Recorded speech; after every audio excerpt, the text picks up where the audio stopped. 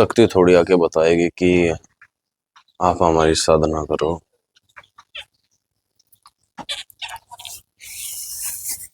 शक्तियां थोड़ी आगे बताएंगी आप हमारी साधना करो।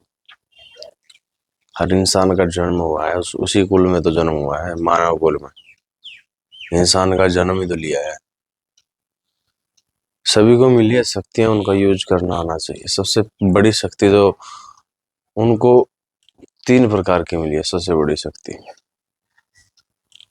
अगर वो साथ दे तो शायद वो बहुत कुछ कर सकता है जिंदगी में, पता नहीं क्या पलट सकता है। सबसे पहली शक्ति है पितृ शक्ति। उनको पता होना चाहिए कि हमारे पास, हमारे घर में पितृ कौन है, किन की पूजा होती है। अगर जिसको पता ही नहीं होगा पितृ क्या होते हैं, कहाँ से आते हैं, कौन होते हैं, क्या है क्या नहीं है, तो वो कहाँ से शक्तियों को जागृत करेगा। सबसे पहले तो पता होना चाहिए कि हमारे पितृ कौन है। पितरों की पूजा करो।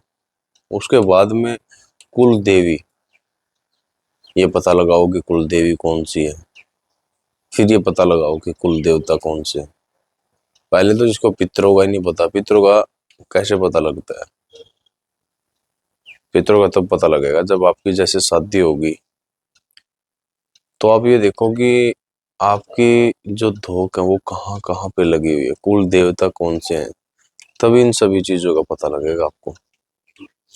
बड़े बुजुर्गों से पूछो कि भाई हमारे घर वाले कहाँ पे पूजा कराते थे पहले। अब कुछ लोग शहरों में जाके बस गए भाई, किसी न किसी कार्य से, किसी न किसी जॉब के कारण या व्यापार के कारण।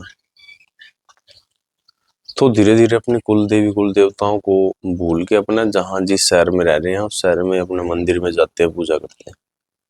परंतु कुल देवी कुल देवता उनके रुष्ट रहते हैं। वो कितना भी व्यापार में धन कमा ले, परंतु घर में अशांति तो बनी रहेगी ना। एक उदाहरण के लिए अगर माने तो हम घर वाले इंसान को तो नहीं पूजते और बाहर वाले को इतना पूजते। मेरा मतलब ये है कि घर वाले, घर में रहने वाले को तो हम पूछे ही नहीं, और बाहर वाले को हम पूर्ण रूप से अपना सब कुछ न्यौछावर कर दे, तो घर वाला तो रुष्ट होगा ना। फिर वो परेशानी खड़ी करेगा। तो वही काम है ना, अपने घर के कुल देवी देवताओं को, पितरों को पूछो।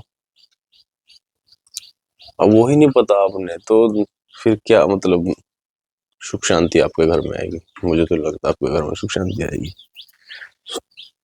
तो घर में पितरों को बुलाना, पितरों की पूजा करना, उनको स्थान दो।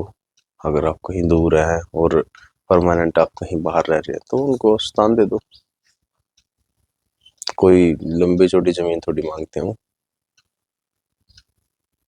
स्थान दे दो, उनका अनुष्ठान करा दो, पितरों की पूजा करा दो। तब आपके पास, आपके घर में सुख शांति आ सकती है।